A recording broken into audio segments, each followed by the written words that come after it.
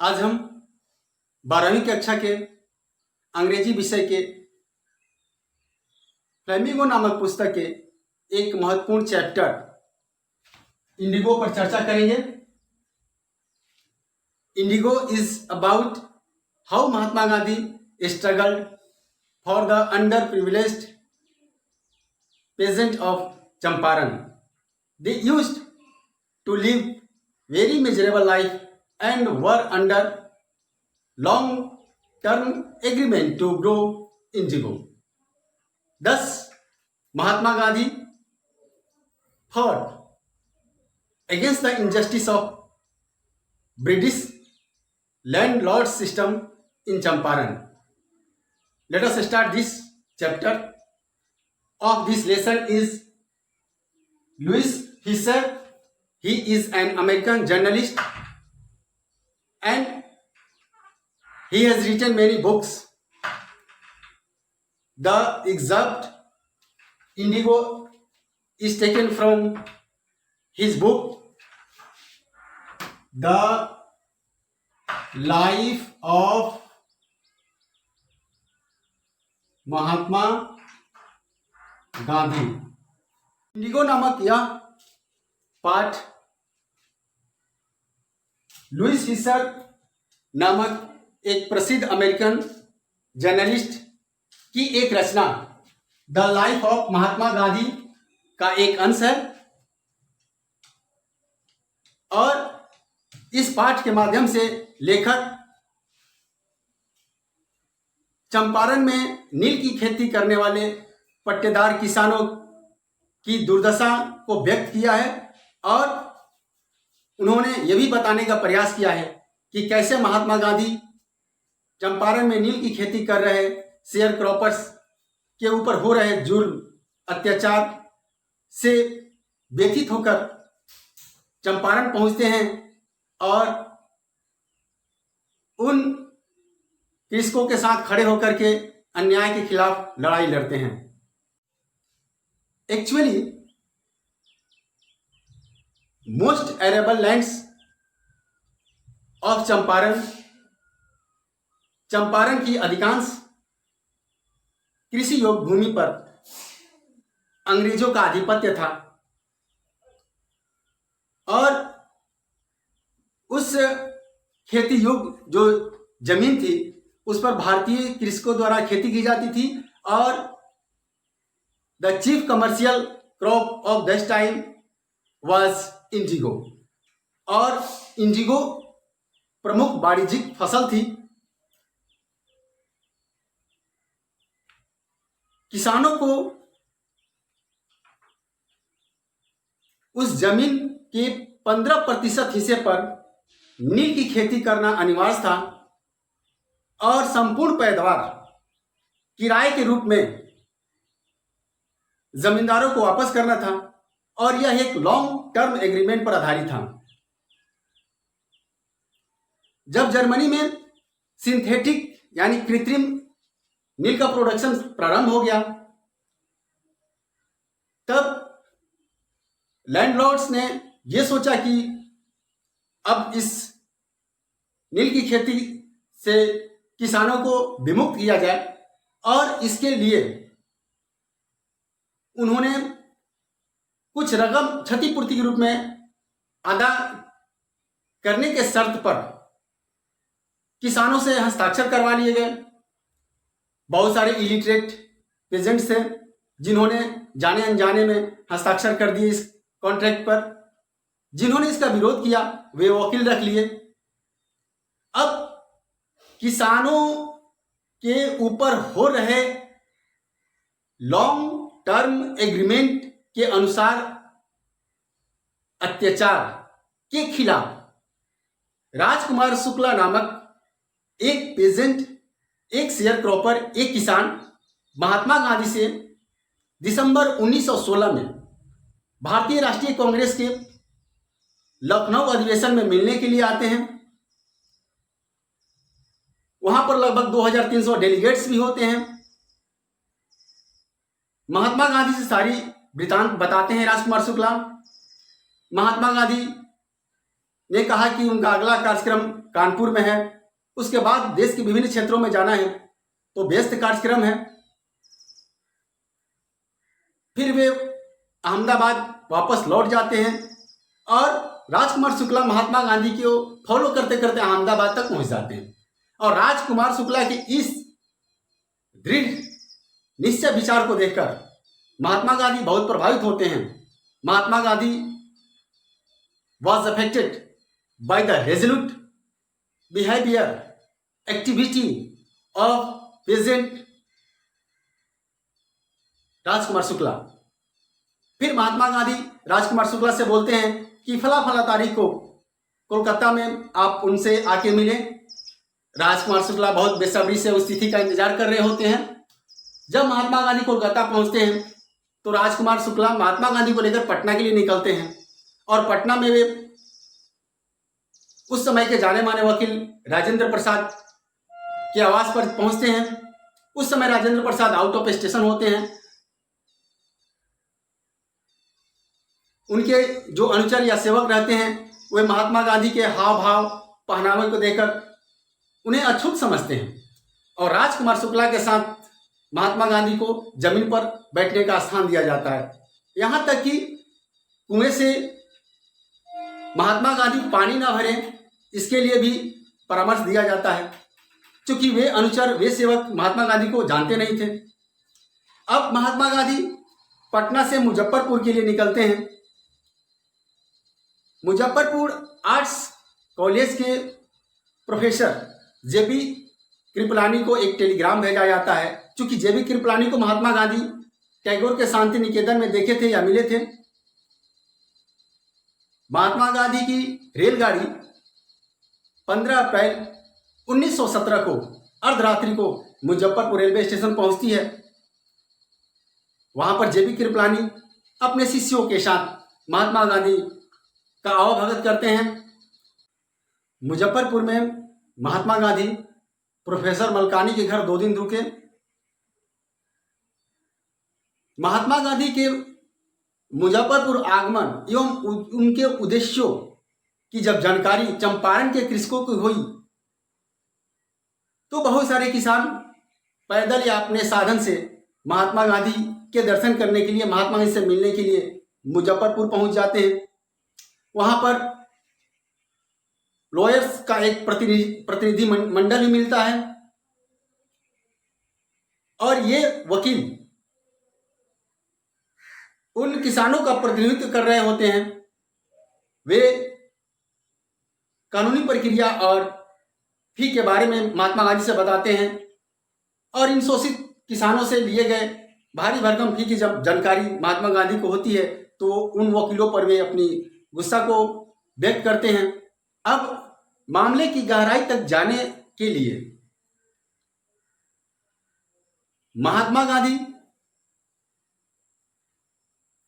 Secretary of British landlords association यानी महात्मा गांधी आंग्ल जमींदार संघ के सचिव से मिलते हैं ताकि विस्तृत जानकारी इकट्ठा की जाए, लेकिन सचिव के तरफ से ये बात बताई जाती है कि वे किसी आउटसाइडर को कोई जानकारी नहीं दे सकते हैं। He can't deliver any information of an outsider. Mahatma Gandhi को वहां आउटसाइडर कहा जाता है। फिर महात्मा गांधी उस समय के तिरहुत डिवीजन के कमिश्नर से मिलने के लिए जाते हैं, लेकिन उनके साथ महात्मा गांधी के साथ वहां भी बुरा बर्ताव किया जाता है, अनुचित उनके साथ व्यवहार किया जाता है। तब तक अगले दिन यह जानकारी मिलती है कि पास के किसी गांव में किसी किसान को अत्यधिक रूप से पीड़ित किया जा रहा है, परेशान किया जा रहा है। महात्मा गांधी उस किसान से मिलने के लिए गांव की तरफ निकल पड़ते हैं। साधन कुछ है नहीं, हाथी के पीठ पर सवार होते हैं।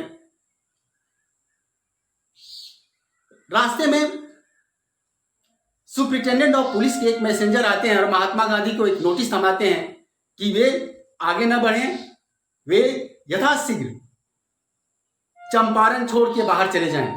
महात्मा गांधी उस आदेश की प्रति लेते हैं और उस पर सीधे लिख देते हैं कि आई डिसअबे दिस ऑर्डर, मैं इस आदेश को नहीं मानता हूं। फिर महात्मा गांधी के पास कोर्ट से सम्मन आता है, कोर्ट में उपस्थित होने का आदेश जारी किया जाता है। महात्मा गांधी कोर्ट में पहुंचते हैं और इस बात की खबर जब वहां के किसानों को मिलती है कि एक महात्मा जो उनके हक की लड़ाई के लिए आए हैं, उनको कोर्ट में बुलाया गया है, मामले की सुनवाई की जाएगी। अधिकांश संख्या में वहां कृषक इकट्ठा हो जाते हैं, प्रदर्शन शुरू हो जाता है। ब्रिटिश एडमिनिस्ट्रेशन देखकर यह भौचक हो जाता है, स्थिति बेकाबू हो जाती है। वे समझ जाते हैं कि बिना महात्मा गांधी के सहयोग के इस भीड़ पर नियंत्रण करना संभव नहीं है। अतः महात्मा गांधी को ब्रिटिश ऑफिसर्स बोलते हैं कि इस भीड़ को नियंत्रित कीजिए। कोर्ट में मामले की सुनवाई चलती है, लेकिन अभियोजन पक्ष के वकील द्वारा स्थिति को भांपते हुए मामले की सुनवाई को स्थगित करने का अनुरोध न्यायाधीश महोदय से की जाती है। फिर न्यायाधीश की तरफ से आदेश जारी किया जाता है कि अवकाश के बाद इस मामले की सुनवाई की जाएगी और 2 घंटे का समय दिया जाता है। महात्मा गांधी को यह कहा जाता है कि वे अपने जमानत का प्रपत्र तैयार कर लें। महात्मा गांधी ने जमानत का प्रपत्र तैयार करने से मना कर दिया। फिर महात्मा गांधी को बिना जमानत के ही रिहा कर दिया जाता है। कुछ दिनों के पश्चात न्यायाधीश के द्वारा एक लिखित सूचना महात्मा गांधी को प्रदान की जाती है कि उस प्रांत के लेफ्टिनेंट गवर्नर ने उनके मुकदमे को खारिज कर दिया है, उनके मुकदमे को वापस ले लिया है, वे अब स्वतंत्र रूप से यहां रह सकते हैं। फिर महात्मा गांधी को प्रांत के गवर्नर जनरल एडवर्ड गेट से मिलने का आदेश प्राप्त होता है। एडवर्ड गेट से मिलने के पहले महात्मा गांधी अपने प्रमुख साथियों से सलाह लेते हैं, वकीलों से सलाह लेते हैं कि अगर वे वापस नहीं लौट के आए तो फिर क्या आप लोग रणनीति बनाएंगे। वहां पर लंबा विचार विमर्श चलता है, सर एडवर्ड गेट से बातचीत चलती है। फिर इस पर कमीशन ऑफ इंक्वायरी गठित की जाती है कि वास्तव में किसानों के साथ जो अत्याचार शोषण हो रहा है उस पर क्या निदान निकाला जा सकता है। उस कमेटी में ब्रिटिश ऑफिशियल्स होते हैं, जमींदार या उनके प्रतिनिधि होते हैं और किसानों की तरफ से एकमात्र प्रतिनिधि महात्मा गांधी होते हैं। लंबे विचार विमर्श के बाद महात्मा गांधी उस कमीशन ऑफ इंक्वायरी में अपनी बात रखते हैं कि 50% मुआवजा किसानों को दिया जाए, लेकिन जमींदार के प्रतिनिधि द रिप्रेजेंटेटिव ऑफ लैंडलॉर्ड्स इस बात को स्वीकार नहीं करते हैं। अंततः 25% मुआवजे की रकम पर सहमति बनती है। अब महात्मा गांधी ये कहते हैं कि भले ही उन्हें 25% मुआवजे की रकम के साथ सहमति मिली, लेकिन यह उनकी बड़ी जीत थी, क्योंकि यह लड़ाई क्षतिपूर्ति ही नहीं बल्कि प्रतिष्ठा से भी जुड़ी हुई थी और साथ ही साथ किसानों के अंदर से भय निकलना था। अब किसानों को आगे बढ़ने के लिए, लड़ने के लिए एक आधार मिल गया था। उनके अंदर का जो डर था, वो भय था, वो धीरे धीरे समाप्त होने लगा था, क्योंकि महात्मा गांधी ने चंपारण आने के साथ ही वकीलों से परामर्श के दरमियान कह दिया था कि हमें लॉ कोर्ट में जाना अनुचित होगा। सबसे बड़ी बात है कि किसानों के अंदर जो भय है उसको दूर किया जाए, उस डर को दूर किया जाए। अब महात्मा गांधी चंपारण के सामाजिक एवं ग्रामीण परिवेश को देखकर, पिछड़ेपन को देखकर बहुत व्यथित होते हैं। फिर महात्मा गांधी के 2 शिष्य नरहरि पारिक और महादेव देसाई तथा उनकी पत्नियों ने स्वेच्छा से सेवा देने का संकल्प लेते हुए चंपारण पहुंचते हैं। साथ ही साथ मुंबई और पूना से उनके अन्य शिष्य भी पहुंचते हैं। आश्रम से उनकी पत्नी एवं उनका सबसे छोटा पुत्र देवदास भी पहुंचते हैं। कस्तूरबा बाई स्वच्छता एवं सामुदायिक स्वास्थ्य के बारे में जागरूकता फैलाती हैं। कम्युनिटी सैनिटेशन की बात की जाती है। चंपारण की स्वास्थ्य स्थिति बहुत खराब थी और इस स्थिति को देखते हुए महात्मा गांधी स्वैच्छिक रूप से 6 महीने के लिए एक चिकित्सक नियुक्त करते हैं। साथ ही साथ उस स्वास्थ्य केंद्र में कैस्टर ऑयल, क्यूनाइन तथा सल्फर ऑइंटमेंट को प्रोवाइड किया जाता है। कस्तूरबा गांधी घर घर जाकर महिलाओं से मिलती है, उन्हें जागरूक करने का प्रयास करती है। महात्मा गांधी चंपारण में रहते हुए आश्रम की गतिविधियों पर भी ध्यान रखते हैं, वहाँ का हालचाल जानने का प्रयास करते हैं। कुछ दिनों के बाद महात्मा गांधी का एक ब्रिटिश शिष्य चार्ल्स फ्रियर एंड्रयूज उनसे मिलने के लिए आता है। उस शिष्य को फिजी जाना होता है। फिजी जाने से पहले महात्मा गांधी से मिलना चाहता है। महात्मा गांधी के साथ जो लोग हैं, जो अनुयायी हैं, वे कहते हैं कि इस अंग्रेज शिष्य को अपने साथ ले लिया जाए ताकि आगे की लड़ाई में उन्हें सहूलियत होगी। महात्मा गांधी इस बात को नज़रअंदाज कर देते हैं, क्योंकि अगर उस अंग्रेज शिष्य को अपने साथ रख लिया जाए तो निकट भविष्य में हम लोग उसी पर आश्रित हो जाएंगे। जो भी विसंगतियां आएगी उसके निदान के लिए उसी पर ही आधारित हो जाएंगे। इस तरह महात्मा गांधी ने सेल्फ रिलायंस यानी आत्मनिर्भर होने का पाठ बताया और यह चंपारण आंदोलन भारतीय स्वतंत्रता संग्राम में मील का पत्थर साबित हुआ। मेरा यह वीडियो कैसा लगा आप कमेंट बॉक्स में जाके अपना बहुमूल्य सुझाव देने का कष्ट करेंगे। साथ ही साथ यदि आप मेरे चैनल पर नए हैं या अभी तक आपने इसको सब्सक्राइब नहीं किया है तो सब्सक्राइब बटन दबाना न भूलें। Thanks for watching.